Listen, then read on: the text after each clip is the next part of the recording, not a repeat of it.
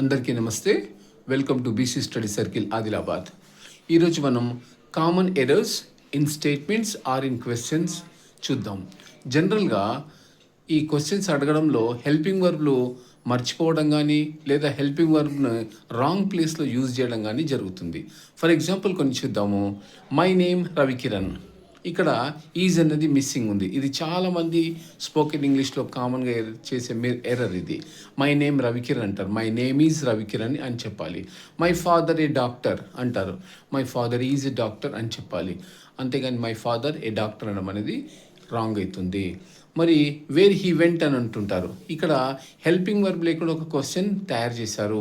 ఇది రాంగ్. ఇది పాస్ట్ టెన్స్లో అడిగే క్వశ్చన్ కాబట్టి వేర్ డిడ్ హీ గో అని ఉండాలి. ఇక్కడ డిడ్ అనే హెల్పింగ్ వర్బ్ ఉండాలి, వెంటనే వర్బ్ 2 కాకుండా వర్బ్ 1 ఉండాలి. కాబట్టి right answer is where did he go అనాలి, అంతేగాని వేర్ హీ వెంట్ అని అనకూడదు. నెంబర్ 4 చూడండి. వాట్ యు డూ, మీరేం చేస్తారు అనడంలో రాంగ్ ఉంది, ఇక్కడ ఎర్రర్ ఉంది. వాట్ డు యు డూ అనాలి. ఇక్కడ డూ మిస్ అయింది, మొదటి do helping verb do miss అయింది. కాబట్టి ఈ హెల్పింగ్ వర్బ్ విషయంలో చాలా జాగ్రత్తగా ఉండాలి. What you are doing here, so what you are doing here.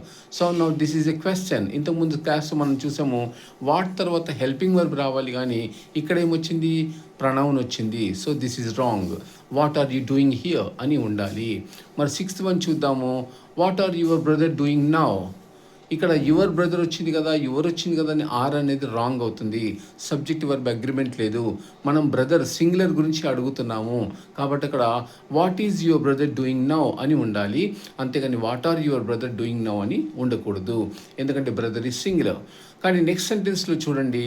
What is your dreams అన్నాము, ఇది రాంగ్. వాట్ ఆర్ యువర్ డ్రీమ్స్ ఉండాలి, బికాస్ డ్రీమ్స్ ఆర్ ప్లూరల్. వీటన్నిటిని దృష్టిలో పెట్టుకొని హెల్పింగ్ వర్బ్ని డిసైడ్ చేయాలి. Thank you.